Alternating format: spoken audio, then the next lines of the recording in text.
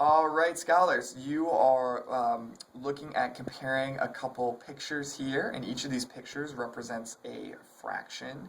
And I'm going to actually start with number two. Number one, they give you a hint, and you should go back and try that one when we're done with number two. But what we're doing here is you're just kind of looking at the pictures, and you're first recording what are the fractions that each of these pictures represent. So for example, in number two, I can tell that we have 1, 2, 3, 4, 5, 6, 7, 8.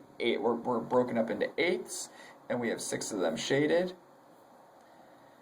And then in the fraction picture on the right, we have 1, 2, 3, 4, 5, 6, 7, 8, 9, 10, 11, 12, 13, 14, 15, 16.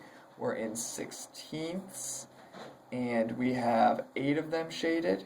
So we're comparing 6/8 and 8/16.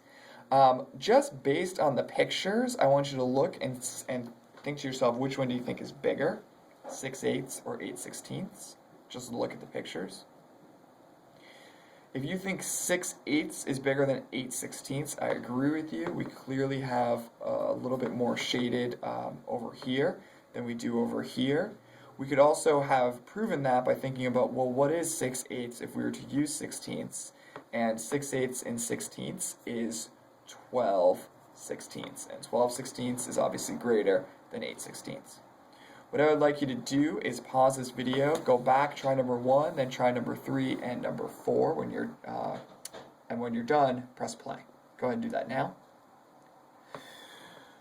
Okay, we're back, we're turning the page. I'm going to talk you through how to do some problems on the next page, which get a little bit trickier because there aren't any pictures there. And in order to compare these fractions, I actually don't think the best strategy is to draw pictures. So I want to be thinking about some other ways that we can compare 2/3 to each of the 4 options that are below. The directions say which fraction makes the inequality true. We are comparing 2/3 to 15/30, 9/12, 3/2, 7/9. The first thing I'm going to do is just write out 2/3 is greater than my first option, which is 15/30. Is 2/3 greater than 15/30? In order to do this, what you should do is just think about converting the denominators so that they're the same, so we have the same units. The easiest thing to convert both these into are 30ths.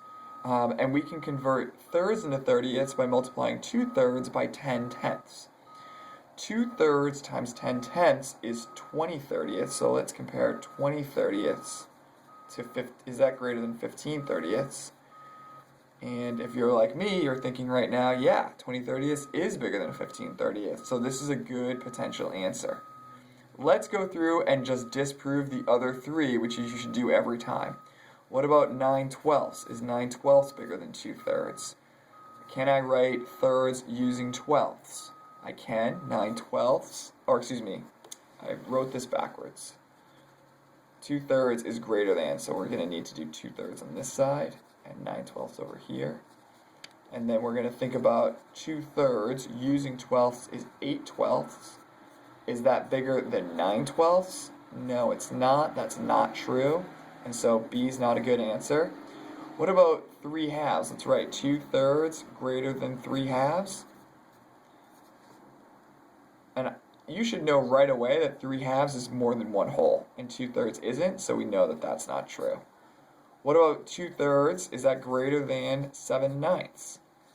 And we can rewrite 2/3 as 6/9 and compare that to 7/9. Is 6/9 greater than 7/9? No, it's not, so we don't have good answers there either.